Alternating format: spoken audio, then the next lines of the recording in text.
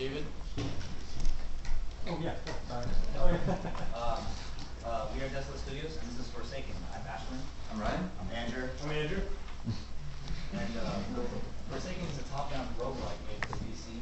It's set in an eerie, dark, procedurally generated mansion. So when you die, death is permanent, and you start over in a new mansion. Your goal is to escape by solving puzzles and killing enemies. And we end the cross between Amnesia and Avatar: The Last Airbender with puzzle elements from Legend of Zelda set in a place like Luigi's Mansion. There are 4 elements that you can control: fire, water, air, and electricity. You get to use these to solve puzzles and kill enemies. However, you cannot get to conjure these elements out of nothing. You have to steal them from the rooms of the mansion. So you can see here, he's stealing the fire from the candle, and then he allows you to use the fire. Without stealing it, you can't use it. Alright, so each of our elements have both a primary and a secondary feature. So our primary for fire is the Fist of Fury, where the player punches enemies and deals huge amounts of fire damage. Our secondary is where the player draws a line of fire on the ground, and anything that crosses through it will get dealt damage over time.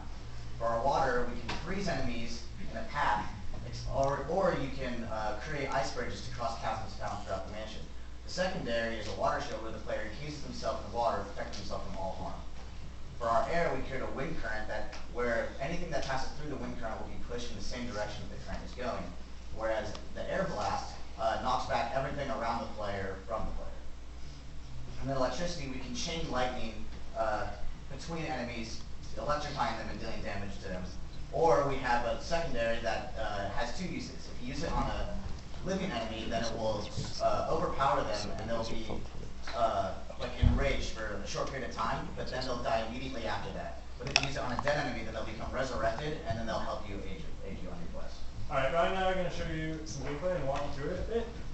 This is the first level we're demoing. Right there you can see he used the wind current to push the enemies into the chasm, and now he's going to use the water to cross the chasm with an ice bridge. So you can just walk across right there.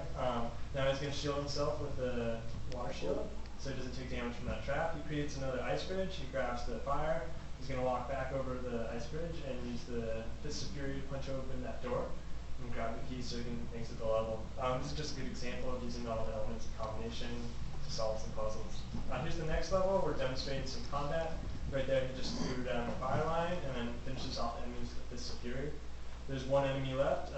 He can't finish it off because he's out of fire, so he's just going to have to dodge those arrows for a little bit. He's coming up here on a little bit of a puzzle where you have to put the crates on all the pressure plates. In order to do this, you've got to move them into position with the wind. So he's moving that first crate into position, kind of prepping it for the next part, where he grabs the wind and blows them all into position at once with the air blast, because you only have a certain amount of pieces with the wind. And there's 1 more pressure plate in the upper left, and he's going to push that enemy into it, so you can wake them all and get out of the level. In this last level, the player will create a bridge across the chasm and use the air current to pull the key towards himself. And once he does so, when he unlocks the door, he will grab the air from the air vent and air blast the enemies away in order to grab the fire, which he will then use to blow up the door and proceed towards the next level. As for art, we want it to be 2-dimensional and pixelated, with rooms will be darkly lit and it will be a great atmosphere. And we want the style to be similar to games like Camera Watch. For our MVP, we'll have a fairly small mansion with hand-built rooms that are arranged procedurally.